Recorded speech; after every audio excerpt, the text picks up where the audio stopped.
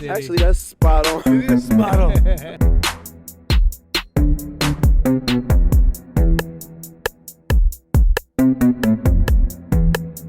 All the competition that try to compete.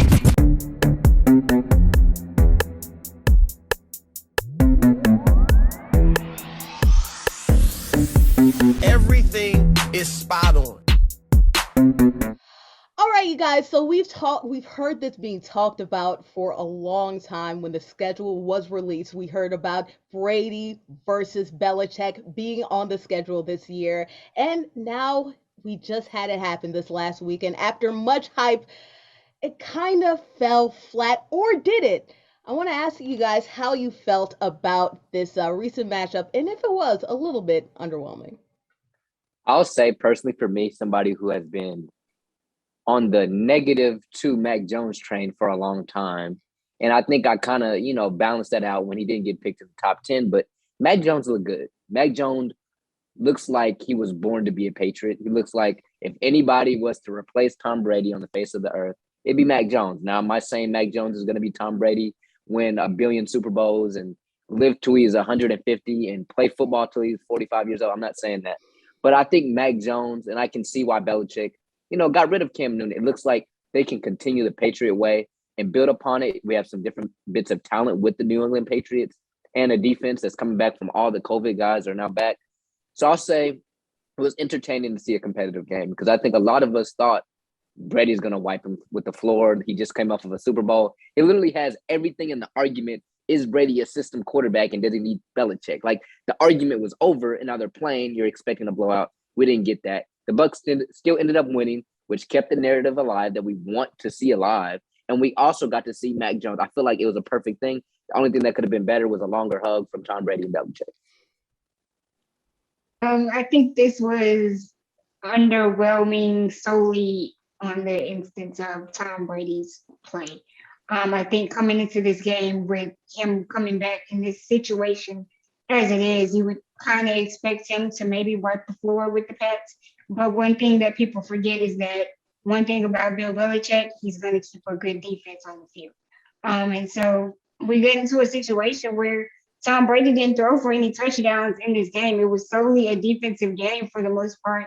And they did have a touchdown, but it wasn't by way of Tom Brady. Everything else was field goals. And so when you look at it like that, you can say, well, they put all this hype around this game with people expecting a certain type of performance from Tom Brady, and we just didn't get that. And I think so far this season, the Bucs offense has been kind of shaky than what we would normally expect. But with Gronk out of the equation, that makes a big difference. Mike Evans hasn't been able to really get going. Chris Godwin hasn't really been able to get going. So all of their pieces have to come together by the end of the season, and I'm pretty sure they'll find a way to bounce back. But as far as this game, I think Tampa Bay was, you kind of expect for them to give you more than what you got offensively. The only thing underwhelming about this game is that Gronkowski was not able to play and play New England as well. Other than that, this is exactly what I wanted in a game. Because you look at the Brady versus Belichick narrative that Jamar referenced. It's all about who was more responsible for those Super Bowls. And I think that Tom winning a Super Bowl in Tampa Bay maybe made a lot of people say it was Brady. You can have your opinion on it. I'm not really here to give that. But what I came to see was Brady versus the mind of Belichick. And that's exactly what we saw. We saw Tom Brady held to his lowest completion percentage of the year. We saw him held to the only game thus far that he has not thrown a touchdown in his first time since week 13 of 2020, I believe. So these are the things that we are seeing. And these are the type of things that I wanted to see in this game.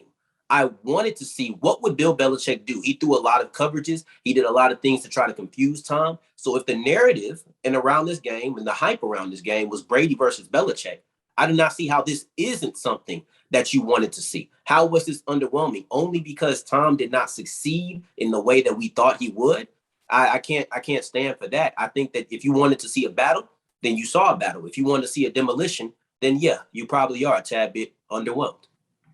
Yeah, you guys, I am a Jets fan, so I have dealt with the craziness that Bill Belichick can throw at defenses, and plenty of quarterbacks I've had have struggled against the defensive mastermind that is Bill Belichick. Mia brought up a great point in saying, Tampa Bay's offense is a little, but when you're bringing in the fact that Bill Belichick is Bill Belichick, and you don't have that touchdown security blanket that you have in Gronkowski, his chemistry with Gronk is really just A1. No other combination is as good. When you're losing that, that's going to cause a little bit of strife.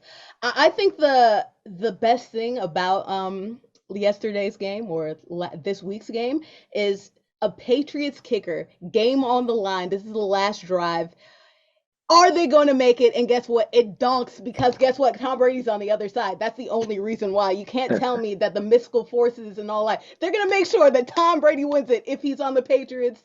But hey, he's a Buccaneer, so they don't end up getting it. Nick Folk doesn't get it in. What did you guys think about the game that was supposed to be of the century? Maybe it was a little underwhelming. Maybe you loved the battle that was going on against Tom Brady and the Patriots. Let us know in the comments. And we're Spot On Sports. We thank you guys for tuning in to this week's episode. Be sure to check out more shows here on this YouTube page, such as SOS Discussions or My Point Exactly. And most of all, keep watching Spot On Sports! it's a new wave of sports that's sweeping the nation. We're not just accurate, it's spot on.